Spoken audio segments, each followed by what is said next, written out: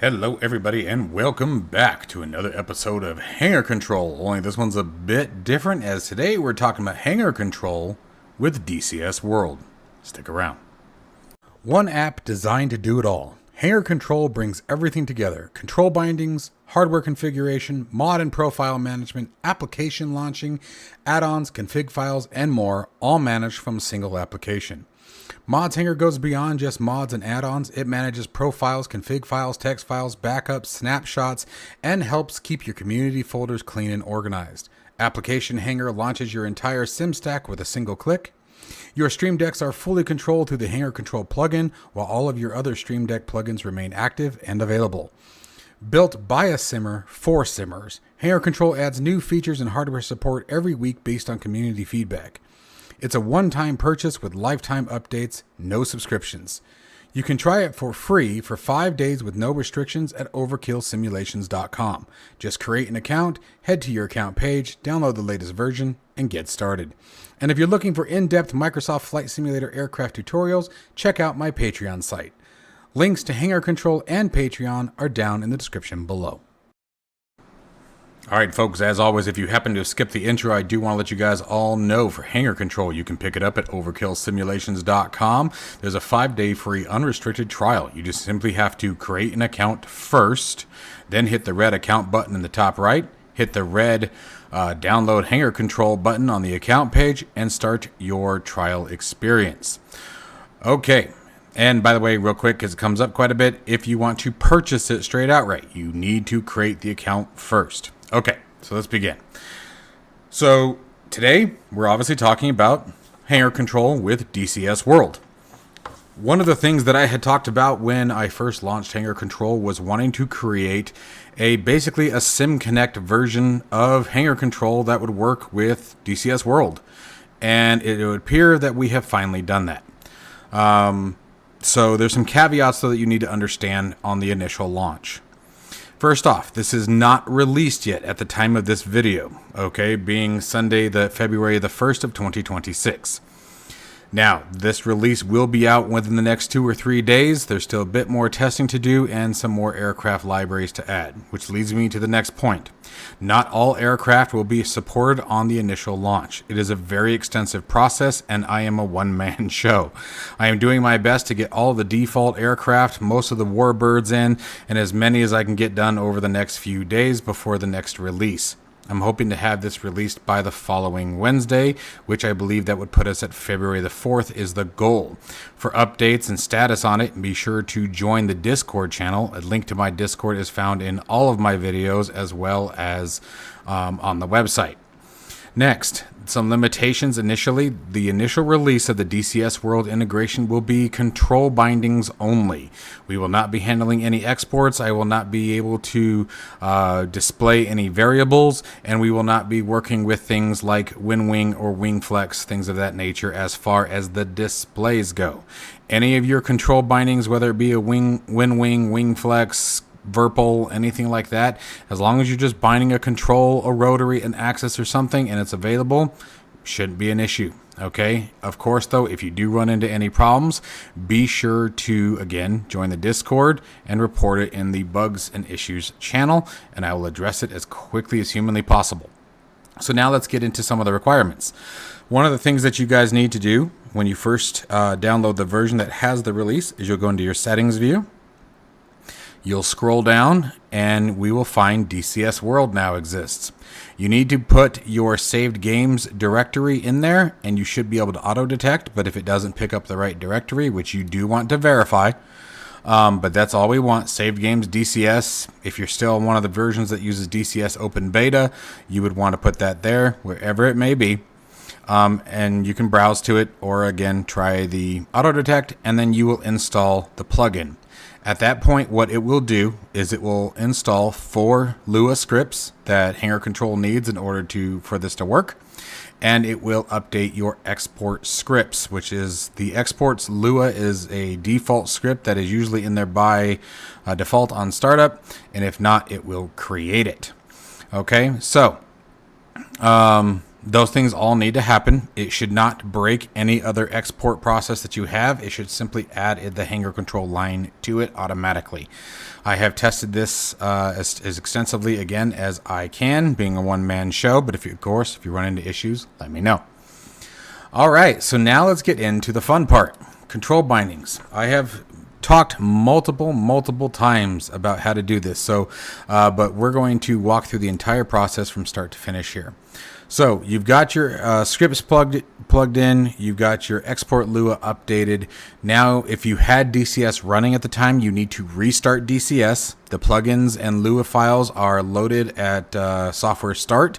So if you make any changes to those Luas while the sim is running, you will need to restart the sim in order for it to work. So now, assuming you're back at that page, you selected your aircraft and it's a supported aircraft, you can simply go to Add. We're going to create our profile, which in this case will be DCS World. And this is critical. You need to make sure it says DCS World. If it does not, Hangar Control will not try to connect to its Lua files. All right, so we're going to add that. Now we're going to add a profile, and today it's going to be the Huey. And we're going to go into choose devices, just like we normally would. And we're working at the desk today, my test bench, so we're just going to grab the Bravo. Today's just about sort of showing the concept and how this all works. I'm not going to go through a full bind or anything, but I am going to show the primary stuff here just to give you guys an idea on how cool this is going to be. And then, of course, just like anything else, you need to start the service. All right. Now, if you have the service set to start automatically, it shouldn't be a problem. If you do have an issue connecting, just try swapping the hangars and dropping it back in, and it should automatically reconnect, okay? Shouldn't be an issue there. Now, what we're going to do here is we're going to go into our control, whichever it may be. Today, we're going to be messing with the Bravo. Oh, one more critical step. Actually, before I do that, let me get Hangar Control off the screen for a minute. We're just going to move it over here. You do also want to go to Adjust Controls, and just like any other simulator, there's no way around. This is the truth with Microsoft Flight Simulator X-Plane. It doesn't matter. Anytime we're doing something like this, you have to do this. But what you want to do is you want to clear all of your controls that you want to bind. Now, Microsoft Asobo, it would be nice if you guys would pay attention to this part because you could learn a thing or two. If you want to just clear a single category, okay, let's say you're not wanting to clear all of your controls, maybe your WinWing stuff, for example, most of it usually works straight out of the box, depending on what aircraft it is. It's got the pre-bindings, and you're probably happy with that, and you're good to go. But if you want to bind or clear something specific, you would just come up here, hit Clear Category. Okay, hit Yes. Now, notice we have all of our keyboard commands. We probably don't want to lose those, but let me show you something else. If you know that you want to clear everything, okay, you know that you do. You want to bind everything in Hangar Control. You can come up here and hit Clear All. I do not recommend doing check all. This will clear all bindings for all aircraft. I don't recommend doing that, okay? Do it one at a time. Find the aircraft that you're currently working with and leave everything else intact until you're ready. But we're going to find our UH-1H, and I'm going to do all three versions. This is the gunner position, and these are the side gunners, or the gunners and the gunner with no head tracking. And we're just going to hit Yes. Oh no, it cleared the keyboard. Again, Asobo, you could learn something here. To restore, if you want to restore a single one that has the default bindings, okay, you simply come up here, restore category to default. And it will bring everything right back, okay? And you also have the ability to save a profile for a specific binding if you want to try Hangar Control, but let's say you've worked really hard for months on your Virpil throttle and you don't want to necessarily lose it in case everything breaks. Save profile as. You can export it out somewhere else and just save that, and then you can always load it back in later if you wish. So there's a tons of different ways that you guys can do this. That's fantastic. DCS really thought about this one, but that solves what we need, except for, I do recommend you come all the way back over here. These two will always be on the end. You do want your mouse, so we're going to reset that back to the default, and your track IR if you're using it. So let's just put these two back to the way they were. That way you maintain your camera views and all that, and being able to move the camera with the right click and all that. But that's it. Okay, boom, that's it. We're done. And obviously you guys are going to be a lot faster at that than I am because you're not trying to explain it at the same time. So now we're ready. So we're going to come in here and we're going to go with our axis first. So first we're going to come in here and I'm going to go to add and we're going to find DCS command. Okay. And then we're going to hit browse. And we're going to sort by our name here. And what do we want first? So again, this is all for demonstrating, guys. Keep that in mind. So keep in mind here, you have pitch, roll, your rudder, throttles for both for twin engine aircraft. Again, I know the C-130 is out and I will work with that as time goes forward. I haven't gotten to the C-130 yet. But left, right, okay, things like that. So totally get that. But notice up here, we're also set to the Hornet. So we want the Huey. And now, if we come here to collective, there it is right there. We're going to hit OK. Use axis range, just like we do in Microsoft Flight Simulator for those who are familiar. Hit save. And now, when I move my axis, kaboom! It really just depends on which way you want to go. If you don't like it, you can come in here, axis tune, invert. Oop, there we go. And you can see it automatically applied. So it really just depends which way you guys are used to flying them, how you want to do this. Okay. And there we go. There's that. So let's come back to this one. Let's do our cyclic. And again, the same process would be in the F-18 if you were doing the stick. You just wouldn't obviously pick the cyclic. But we're going to come in here. Let's go to our MOSA. We know that X is our left and right. Again, DCS command. Browse. There's cyclic roll right there. Hit OK. Use axis. Range. Set. Let's move it. Boom. How about them apples? Okay, now we notice forward and back doesn't do anything, so let's add it real quick.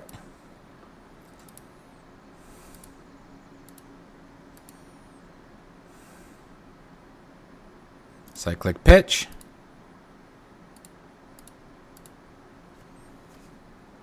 And there we go. Flawless. Okay, so let's see here. What's next? Let's do, I don't know, let's find some switches, shall we? Let's come in here. Uh-oh.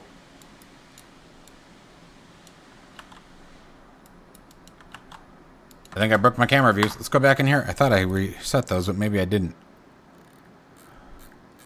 Oh, I totally did not. Oh, you know why? I know why. I know why. I know why. Let's go to axis assign. That's where I screwed up with these. So in your axis assign, you want to make sure we go back to reset default. And then in here, reset default. There we go. Hey, I can look around. All right, let's see. What do we want? I don't know. Let's just pick one. How about the battery? It's nice and obnoxious. We'll know right away if that's working. Because we're going to get the low RPM warning the second we trigger it. So let's come in here and let's go back to our Bravo. And what do we have bound on the Bravo? Anything? Nope. That's right. We just created this. So again, here, and you still have access to all of your different press types, just like you would before. All those should still work. Sequences, steps, all those are available. We're going to go DCS command, browse. Now here you have quite the list, right? This should be everything for the particular aircraft by the time that you guys see whatever list it is. We do want the Huey. And let's see here. You have all the same things that we had before. And where's that battery switch? Now the battery switch, I believe, is a toggle. And I think that is the only way to bind this.